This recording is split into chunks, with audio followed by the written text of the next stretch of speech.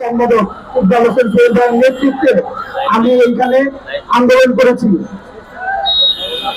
হ্যাঁ, এবং আমাদের মহানগরের প্রেসিডেন্ট নবীন ভাইয়ের সহযোগিতা। আমি আপনাদেরকে বলতে চাই, আমি একটি বিএনপি পরিবারের সন্তান।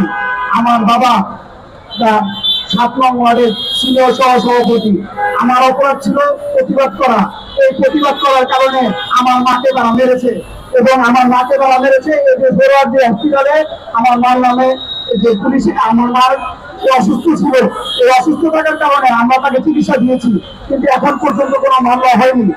এই সমন্বয়টা জোর করে থানার মধ্যে আমাকে নানা ধরনের প্রেশার ক্রিয়েট করে, ওসি সাহেবকে, ডিসি সাহেবকে, এডিসি সাহেবকে প্রেশার ক্রিয়েট করে আমাকে আওয়ামী লীগের সন্ত্রাসী ভাবে চিহ্নিত করার চেষ্টা করেছে।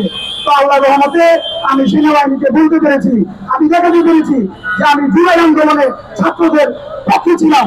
এই জন্য তারা আমাকে বাসা থেকে রেস্কিউ করে থানায় এসে আমাকে আশ্রয় দিয়েছে, কিন্তু থানাও আমাকে যথেষ্ট নিরাপত্তা দিতে পারেনি তাদের এই ধরনের সমস্যার কারণে। তখন রূপনগর থানার অঙ্গ সংগঠন, যেহেতু আমি বিএনপি পরিবারের সন্তান, আমার জন্য সবাই এগিয়ে এসেছে, এলাকার সকল বাসী। হ্যাঁ, তো আমি আমার আম্মুর গায়ে যে হাত তুলেছে, আমি এনসিপির সকল সদস্যের কাছে জানতে চাই যে কোন সন্তান এর সামনে যদি তার মায়ের গায়ে হাত তুলে, এই সন্তান কি হাতে চুরি করে বসে থাকবে? আমি সেই প্রতিবাদ করেছি।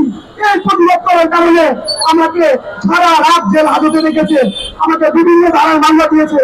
ঢাকা মহানগরের সভাপতি জনাব আমিনুল হক স্যার তার নিজের তত্ত্বাবধানে আমাকে এই ধরনের অত্যাচার থেকে রক্ষা করেছে। না হয় আমার অবস্থান হতো এই ঢাকার কেন্দ্রীয় কারাগারে। এবং আমাকে সার্বিক সহযোগিতা করেছে ঢাকা মহানগর পশ্চিম ছাত্র দলের সভাপতি রবিন ভাই এবং আকরাম ভাই এবং সাংগঠনিক সম্পাদক সোহেল ভাই।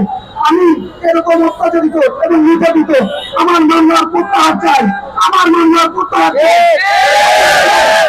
আমি কোনো অন্যায় করিনি, আমি অন্যায়ের বিরুদ্ধে প্রতিবাদ করেছি। আমি আপনাদেরকে বলতে চাই, আপনারা এই প্রতিবাদ করে তুলুন। যেখানে এই ছাত্র সংগঠন, এই ছাত্রলীগ এখন হয়েছে সমন্বয় লীগ, এই ছাত্রলীগ এখন হয়েছে সমন্বয় লীগ, এই সমন্বয় লীগকে সতর্ক করুন। এবং এই বলে আমি আমার বক্তব্য শেষ করছি এবং সকলকে উপস্থিত হওয়ার জন্য ধন্যবাদ।